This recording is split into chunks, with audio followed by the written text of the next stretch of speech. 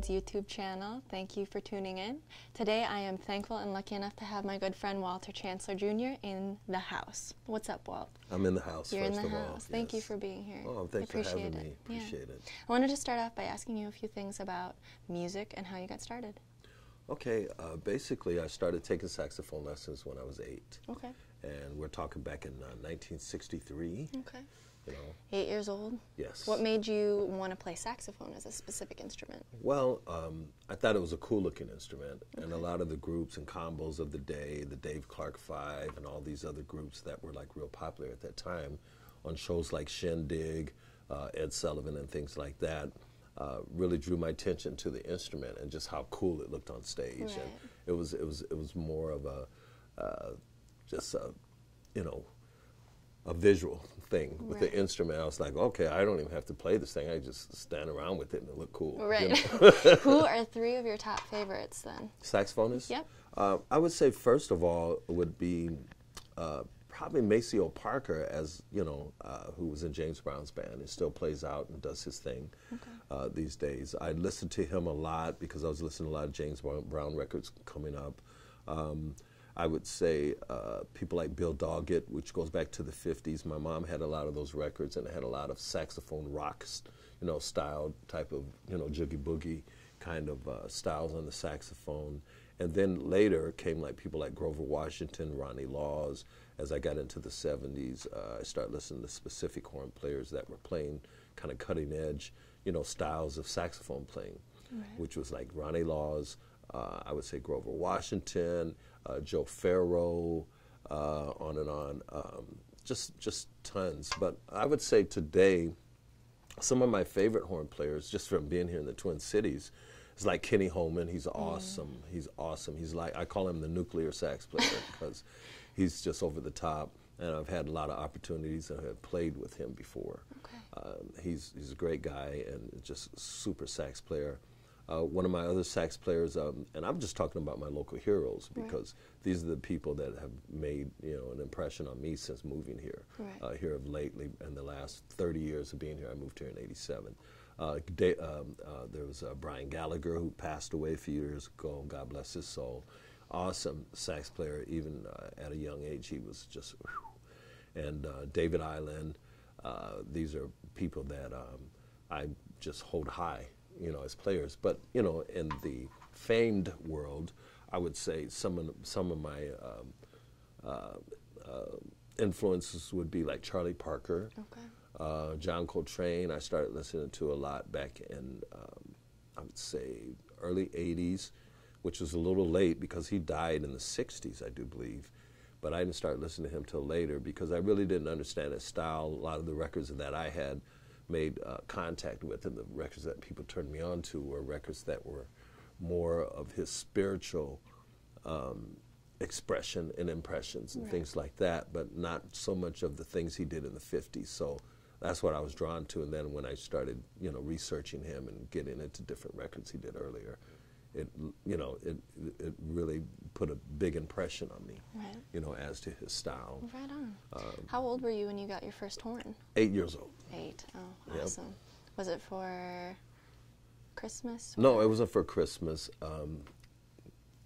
I actually got a plastic horn for Christmas because my mom, I told her I wanted one, but then she later bought me a real horn. And it was from a pawn shop, $60 at that time. We're talking 1963.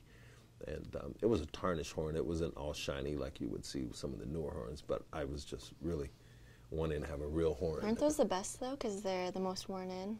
Well, it depends on the brand. Okay. You know, you can have something that's worn out if it's not, if it doesn't have any kind of workmanship in it. It's what it is, you know. But it was like a Busher or something like that, an old Busher student model type, something that was probably below a intermediate type of level horn. Awesome. Well, at least you know your mom supported your music. Yeah, and that's always huge. has, Yeah. even to this day. But That's you know, huge. unfortunately, she has dementia, but she knows I play, and you know. What was the first band you played in? First band I ever played in was a group called the Cold Sweats. Oh, what a name! And it was kind of named after a James Brown song, Cold Sweat. And we started this band. I was about 14, 15. And I had played in like school ensembles in elementary school. And leading up to that, you know, of course, meeting other, you know, young folks that want to put a band together. And we did that, and this is back in Des Moines, Iowa. And we're talking probably about 1969 at that time. And we played around town. One of the guys in the band, he had a big organ, a big B3. We would have to move it around. Yeah. And his dad got that for him. And his dad kind of, you know, took the position of being our manager. And he had this big RV truck. You'd all pack into. Well, that, and also we put the equipment in it, and he also like sold these guinea grinders. So anywhere we'd play, he would park, and he Just would sell guinea grinders. Awesome. But he also kept us and kind of warded us away from, you know, being too involved with adults and things like that. So anytime we played in a nightclub, we would always have to go back into a back room and then just come out when we played. We couldn't intermingle or anything like that, which that got me in trouble later on because I got in a band. Actually, I was playing my horn at home, and a good friend of mine named Carl Burse used to deliver papers in the neighborhood. So he was coming by delivering papers, and he goes, hey, he knocked on the door. He says, hey, is that you playing sax? And I said, yeah, that's me. And so he comes in, and I played him a little bit. He says, you know, my dad's got a band, and, you know, we've got a lot of equipment and drums and everything in our basement. You should come over, and we can play. I'll play the drums. You can play the horns. So I went over there, and we're playing Wipeout. He's like, oh, yeah, he was playing Wipeout on the drums, and I'm playing on the horn. So his dad came in from somewhere. He's like, hey, who's that down there playing the horn? He said, that's Wally Chancellor. That's what everybody knows me back home. That's Wally Chancellor. He said, that's Wally Chancellor? He said, he comes down and he says, play that again. So I played Wipeout for me. So he told me to come to this rehearsal. So I went to a rehearsal, and immediately he got me playing in the clubs. But I'm playing in this place downtown Des Moines called what was it called? The Collins Club. I think it was called the Collins Club. And it was on Locust or it was on Grand, downtown Des Moines. So I thought it was cool. I was like, wow, I get to play in a nightclub, and you know, all the big dogs, all the grown people, and so I was hanging out. So, you know, to my misfortune, I'm going to try to act a little bit too grown. So, you know, in those days, people would have cigarettes and stuff laying on tables, and you know, nobody would mind, even if you're a stranger. Just grab a pack of, you know, cigarettes and just grab a cigarette. I usually grab the last one. It was just kind of cigarette smoking etiquette in the club. So I see these cigarettes there, so I'm like, oh, you know, I'm 14. I'm thinking, oh, I'm smelling myself, of course, you know. So I light one up, and I'm thinking, oh, maybe I could get a drink too. So I go to the bar, and this lady was like really rushing to serve everybody, and she came up to me real quick. Okay, what do you want? What do you want? You know, and I'm like, and I just looked up on this wall where they had the drink specials up. I said, gin sour, yeah, that, gin sour. So I get a gin sour, and I'm smoking, and I'm drinking. 14 years old, I know it's bad. That's awesome. You know, but sure enough, somebody comes up on me and taps me on my shoulder. And I'm like, I look around, it's one of my mom's best friends. Here I got a cigarette and a drink, so I'm trying to put the cigarette behind me, and I got the drink in my hand. She says, what are you doing down here? I said, I'm playing with the band. She says, you play with the band? I said, yeah, I'm playing with Mr. Burse's band. And this and that. And she says, what are you drinking? What is that? And she grabs a drink, and she's, you're drinking liquor, and you got a cigarette. A cigarette smoking behind me. And so I was just like, please. Her name was Elsie, and I said, Miss Elsie, please don't tell Mom, please. And she was just looking at me like, And I was like, oh, okay. God, I'm going to get home. Oh, yeah, I'm going to be in trouble. So a week and a half went by. And, you know, I'm going to school, and I get... You're just hoping. Yeah, like, I'm just hoping. I come from school, and I see Mom, and I say, hey, Mom, how you doing? Hey, honey, how was school? I was like, oh, God, yes, great. You know, it was fine. Everything's fine. Yeah, it was a great day at school. It went good. Right. Then one day I walked in, and she's on the phone, and she's like, okay, all right, girl, let me call you back. And I was like, oh, no. And she says, come here. And I knew what it was, and I was busted. She says, you can't play in the Collins Club anymore. And I was making like, I don't know, like $30 a week, and I'm talking in the 60s. That's like a little jang. That's probably like about $125 now or something. And you could also, you know, pay for things that you wanted. Yeah, as exactly. A kid, so. And, you know, my mom she knew I was playing there, but she just didn't know about my, improprieties. Gotcha. As a teenager. Not very So happy. that just knocked me out, and I was just like, oh God. So those were my earlier stages in playing. What's your favorite band that you've played in thus far? My favorite would have to be the Children of Music, because that band was so tight. We, after I was in the Marine Corps, I came home, I was separated from the service for 2 weeks. And within that 2 weeks, I was on the road, you know. And my mom's like, what's going on? Hey, you just got out of the service, you know, you get unemployment, this and that, and you try to get a job. I'm like, I got one. Music. Yeah, I'm going on the road. So I packed up all my cassette tapes and took my horn, got all my clothes, and went on the road with this band in a Chevy Econoline. It was a Ford Econoline van. Oh, gosh. Yeah, and we all packed Wait, equipment in there. All of you guys Yeah. in that? What? Well, then we had another car that would Okay. follow. So there would be like 5 people in the car. Gotcha. Then there was like 8 of us in the van. Jeez. And we had this equipment set up in a way where it was made up like bunk beds. We just put blankets and Nice. quilts up in there, and it was just perfect. So we sleep. had about this much room left, you know, to crawl in and get in. And, you know, we'd all line up, and we went down to Florida. And Whatever works. We traveled to all these different towns in Florida. We were down there for about a year and a half. And that's why I said it was like one of my favorites, because we spent some time there and made a big impression in Florida. We played in Georgia. We played in Alabama. Remember, we played in a little town called Troy, Alabama. And this was right before I got there. But these guys were telling me about it. They played this place called Troy, Alabama, where there was like a dirt floor in the club, like a serious juke joint in the country. And they played in this place. And, you know, a lot of places had dirt floors back in the South then. You know, it wasn't like dirty, but it was dirt, but it was packed almost just like concrete or some kind of like way. clay or clay, something, yeah. exactly. And they played, you know, in places like that. We played all these little juke joints through Florida, Georgia. We played at Albany State College. Oh, cool. We played in Valdosta, Georgia. We played in Atlanta. We went in Florida. We played New Smyrna Beach. We played Gainesville. We played West Palm Beach. We were stationed in Daytona Beach. We rented a house. And we had a house with a pool and, you know, Nice. screened-in porch and stuff. $179, $75 a month. Really? That was back then. My God. So, Dreaming you know, now. yeah. And this house only had like 2 bedrooms, and there's like 13 people staying there. That's you know. all right. Yeah. Split it up a little bit. Yeah, but you know, come daytime, you look around, there'll only be about 4 people Right. there. And I was gonna Everybody's out doing their thing. And that's what I would want to do too in between. But that was one of my favorite bands. What's one of your favorite memories from being on the road or being with the band that you can recall?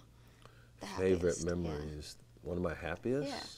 Favorite / happiest. I would assume a favorite memory would have something to do with being happy too. Oh, I would say being on the road. Well, Just music. just in general, yeah, in music, Oh, yeah. okay. My first contact with famous folks, okay, was probably when I played with the group called Transit, but it was before that. This was like 1978, 79, right before I started really working. Because after coming off the road with the band, I was like, I'm not working for nobody else. Yeah. I'm going to be doing this. And my mom's like, if you're going to be living here, you're going to be working. You're a grown man, you've been in the service, you're going to have to do something. Yeah. So, you know, I started working a factory job. But before that, I was doing little gigs, and I got to work with the Platters. Okay. Yeah, which is a big singing group from the 50s. And they were awesome, so I got to play with them. Then after that, shortly after that, I got to perform with Willie Nelson. Oh, nice. Yeah, and this was when they had the Iowa Aid, when they were helping the farmers and stuff down there, when everything dried up and all that kind of stuff. And he came down and did a big benefit.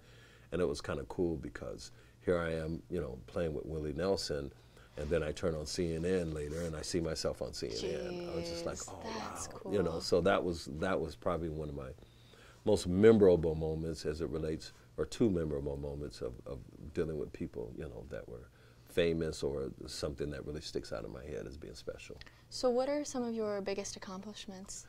My biggest accomplishments is the main one right now is staying alive. Hey, me too. Survival of the fittest. Yeah. But just, you know, and that is a task because you got to take care of yourself. You have to, you know, I'm 62 and I try to eat well. I have some habits, but not bad ones. Right. No drug stuff or anything like that, but I smoke, you know, occasionally, or maybe a lot sometimes, depends if I'm drinking or not, but no. I think, you know, one of the things I'm very thankful for, right, would be just, I don't know, poignant. It's really hard because a lot of things are going through my mind now, you know, as to what I'm thankful for. And because there's lots of things there's a lot of things to be thankful for. I mean, my family means a lot to me. A lot of them are still around. I did lose a sister back in 2000 to lupus, and a couple of cousins that are close to my age that went before me. But I think more than anything, I'm thankful for family. You know, family, and having them around, and the music community here in Minneapolis, because it's been so vibrant since I moved here. It's been awesome. It hasn't changed. It was on fire when I moved here. Prince was the reason I moved here, because he was hot and it was working, it was going, and I was even questioning after leaving my job whether I was going to be able to survive this. You know, but tell me a little bit about Prince. Prince, I was introduced to Prince through Kirk Johnson, who was a good friend of mine. Kirk saw me play in a club in St. Paul and thought that, you know, hey, man, we need to work together to write some songs. So we started writing these songs on like a little 4-track Fostex recorder cassette, and we were doing these tunes. And I went over there, and I look up, and he has this little Mac SE, a little Mac like this little box. He had it synced up to the tape, and had a sampler running it and stuff. Jeez. And then I was just like, you know, recording. I was like, man, how did this young dude know this? He's just a few years younger than me. And I was like, man, how does this guy learn this like this, you know? And that was my introduction to, you know, recording and all that kind of stuff. But after that, he was a dancer. He was actually a dancer in Prince's band at that time. Then Prince started letting him remix some of his songs. He just had some studio skills at that time, just natural. And he said, hey, man, you want to play on this remix, you know, called Get Wild. There was a song that Prince put out years ago called Get Wild. And I was like, I'm going to play on Prince's song, you know. And it was just a remix. And basically what it was, I was just playing these horn parts that weren't really like sax, normal sax sounding songs. It was more, it went through like a chorus and a flanger. It was just more of an effect, but you could tell it was a sax. And I got on that single. It was just like a remix. So that was my introduction to Prince at that time. Then later, I was asked to come out, and I recorded on the Emancipation record, which I earned a double platinum record with him. And I played on the song Style on the 3rd disc, and also the very first song on the disc called Jam of the Year. Jam of the Year? Yeah. Cool. So that's my introduction to Prince. So tell me how that changed your career, or was that a turning point or not? Well, yeah, a turning point, just that I became part of that whole Paisley family. Yeah. And I met a lot of those musicians, people. I met Marvin Gaye's daughter out there. I met Nona Gay. I met D'Angelo when we had the CD release. He was there. MTV was there. It was a really big deal. P. Diddy, I met him that night. I met Boyz II Men. I met all these people. And plus, I was on MTV, you know, performing. Prince had us playing drums. We did a little marching stint and stuff for that release of that record. And I actually found it on YouTube. So I actually, you have to send it to me. Yeah, sure will. And did that. And those were the golden years for me. So that's, I guess, you know, it's my huge turning whole thing, points, yeah. Turning points, yeah. Very cool. I was going to ask you, what's something that happened in your life, maybe that you consider a failure, but helped you succeed now that you look back? Oh, number one, getting fired from Ella Ruth Piggy's band. Okay. I was in her band back in '77, and you know, again, I was kind of in a learning stage, so I was starting to study jazz, and I would always bring these jazz books to rehearsal, and how do you do this, and I was kind of a hindrance to rehearsal. But they were kind of like, well, aren't you kind of supposed to know this stuff? And you know, but I was at a beginning stage of like studying, you know, theory and really getting deep into it. being in Des Moines, there really wasn't any art school or anything like that. It was pretty much choice of parents and kids of what they pursued, either in school, which was a little limited, or pursuing that outside of the state by going to a place like Berklee College of Music or going to some other university that was more music-oriented, you know, for that type of learning. Right. But being there, you know, and having to learn on my own, I was just trying to study. Do the best you could. Yeah, and it was kind of getting in the way. So I came to rehearsal one day, and Oh, no. Herb Wilson, who his brother did a crazy amount of like Coca-Cola commercials and did, you know, scoring and stuff for that stuff back in the 60s. He used to always show me these magazines with his brother in it and stuff, and I always thought, wow, man, wish I could do that kind of thing. Right.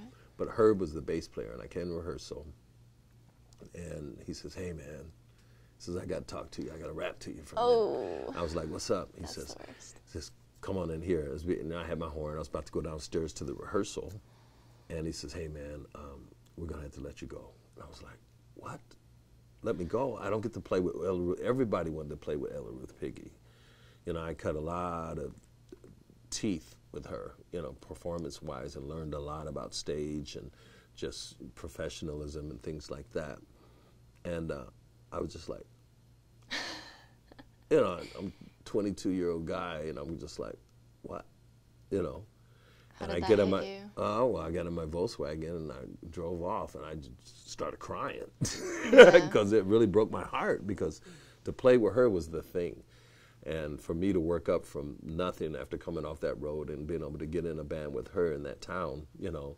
And then too, you know, it was more crushing to think that here I was trying to learn something. They saw I was trying to learn something, but I didn't know nothing, and you know, or anything, or I wasn't good enough. So all this stuff was hitting me at once. You know what I'm saying? So I was like, all right then. So then after that, end up forming a couple other bands and start playing and around town. And I was with a band called Transit.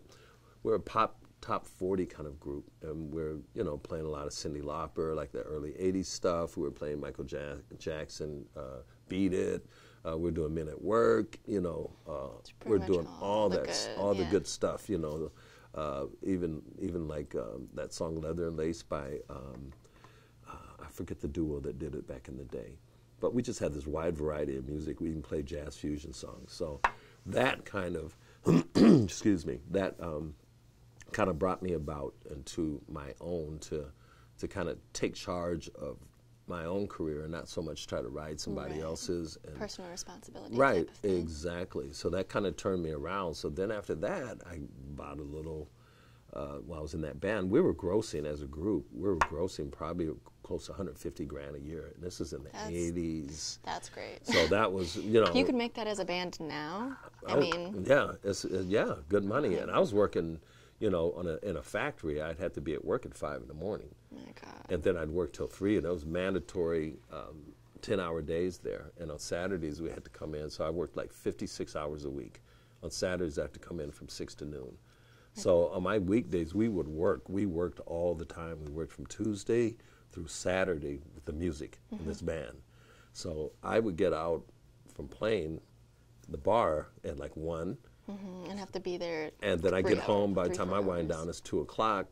And I'm asleep, and then I would have to get up at 4:30. My job was like 15 minutes away, 15 minutes for me to get up out of bed, get ready, and go. And it's really funny because I'm talking about this job. Just last night, I had a dream of still working there. Really? And seeing my foreman, which he passed away years ago, but you know, me asking, you know, hey man, how much vacation time I got?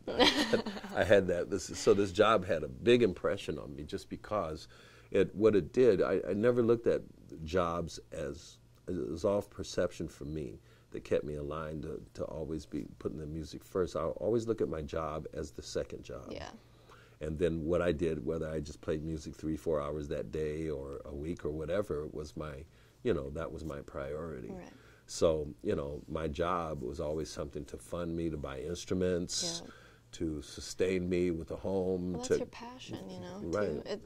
I mean, they say if you're working in what you love, you're never going to work a day in your life. So I feel like being able to make a living being a musician? And I know that's difficult as it is, especially now, you know. It's all about how you concoct your lifestyle, how your, like I said, perception earlier. It's all about perception. Your reality is going to be your own perception. Right. So, you know, whatever mindset that you put yourself into is exactly what it's going to be. Right. Or not be. Right. You know, so But the energy you put towards something is where you're going to end up. Right. Or right. not end up. Exactly. And I worked that place for 9 years. Right. Then the band kind of broke up and stuff, and we sold our equipment. Had a crazy PA system. We had a sound man, the whole bit. And we just played in town, and we weren't traveling out of town, anywhere. Right. With a few little private parties here and there. And that band is what kind of cut my teeth into wanting to do something else a little bit further, because then after the band stopped, then I got a little cassette, 4-track cassette. I had a little Dr. Rhythm drum machine, and I started recording. So that's when I found out that I had a talent to write music. You know, and I was always thought, well, I'm not a guitar player, I'm not a piano player, but, you know, I just figured out how to do it. Yeah. You know, and I'm self-taught on the piano. I just took my music theoretics and applied it to that. And, you know, just here the last couple of years, I picked up bass clarinet, I picked up flute along the way. So, you know, I'm self-taught on those instruments. But I'm actually going to study with Rich. Nice. From over, from over the school over at IPR. Yeah. And he's a bass clarinetist, so I'm going to take lessons for him. And that's another thing, since, you know, I'm retired now. You know, I'm 62. I just retired, but I'm not retired. I'm just pretty much at a retirement age to get my money. So, you know, it's always nice to have that. You know, any more money is always a great thing.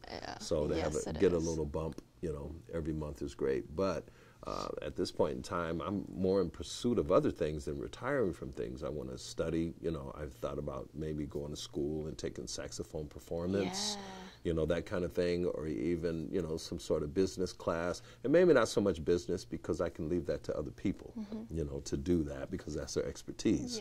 You know, and I can, you know, relax more with the music, where I feel more comfortable and where I can flourish and learn more as I move along here. But, you know, I'm a person that believes that there's never an end to a means. You know, whatever it is you're doing, you can always learn and you can always be better at it. And, you know, I've never ever been satisfied with my accomplishments as a musician or who I've played with, but been grateful, but not, you know, not just, you know, okay, this is where I'm at now. Right. You always know that there's more steps you can be taking to further. There's always more. There's always room for improvement, and there's always room to be better at who you are and what you are. Right. You know, as a person and everything. Tell me one of the biggest struggles you went through in life. Oh, when I was on that 13-piece band. That was one of the biggest struggles? That was really heavy. Hit you? Oh. In a personal way? Oh, yeah. Tell me about it. One of my friends in the band, I can't say any names or anything, but he was stabbed, you know, and by another member in the band, he died. So it was just crazy how that worked. It was alcohol, other things involved, which was very sad for me, because he was the one that talked me into going on the road with the band. Right. So being down there, I you know, the day it happened, I called my mom. I said, you know, I'm done with this, and this music thing's a little too heavy for me, you know. She says, let me tell you something. She says, you got to keep going. You know, she says, you got to remember, when I lost your father, here I am with 3 kids, you know, in Chicago, you know, I had to figure things out. So she said, you got to figure things out. We all lose something that is real close to us, and it can be very tragic, and, you know, and it can be very traumatic. And that led me to, you know, depression. I was suicidal for a while. I just didn't really have any worth in what I felt like the music was failing. So what else am I going to be good at here? You know, I went through all that for nothing, sort of kind of way of thinking. But, you know, I got through it, and you know, got past the suicidal stuff. Had better impression on myself. I didn't really like myself at that time, just because of the failures, and just young. You know, I was 20 years old. What helped you get through that? Transcendental meditations. I got into that, and I used to have these just crazy migraine headaches. I mean, where I felt like a vice was on my head. And my therapist at that time, or psychologist, whatever you want to call him these days, he said, hey, he gave me this book. He was a real serious looking guy, and he's just like, here, take this book and read this. And I thought, dude, this is crazy. You're supposed to be helping me. You're supposed to be talking to me or getting me out of this, you know, feeling bad about all this stuff. Well, I started reading the book, and I started practicing it. And within 4 weeks, my migraine headaches were gone. Wow. Gone. What was the book? It was just, you know, just steps in learning how to you know, finding your mantra and all that kind of stuff. Okay. It was just a book just on, you know, transcendental meditation. So I did that. He used to give me these pills and things to take. I just refused to take them. I've never been a medicine person. I barely even take aspirin these days. Yeah, I don't even really take aspirin much I don't mess anymore. with any of that. But I would just toss them to the side, you know, and he'd get a hold of me. Hey, you taking your meds? Yeah, they're great. But the meditation was really helping me. And it just, you know, it just helped me transition back to myself. And helped me grow into this young guy, this young man, into from there someone that was going to grow and just become more wiser throughout, you know, from that time up until now. So, you know, and that taught me a big lesson that things can never really be that bad. They can be, but it never is. It never stays that way. No, it never stays that way. And it's all about the perception. Yeah. Well, thank you, Walt, for coming in today. I really appreciate Thanks for having you. me, Rhaelee. I love you. Oh, I love you too. Yeah, it's always good to see you. Yeah, thank you. Yeah. Appreciate it. Well, thanks for tuning in, guys. I'm Walter Chancellor Jr. Thank you. Peace out.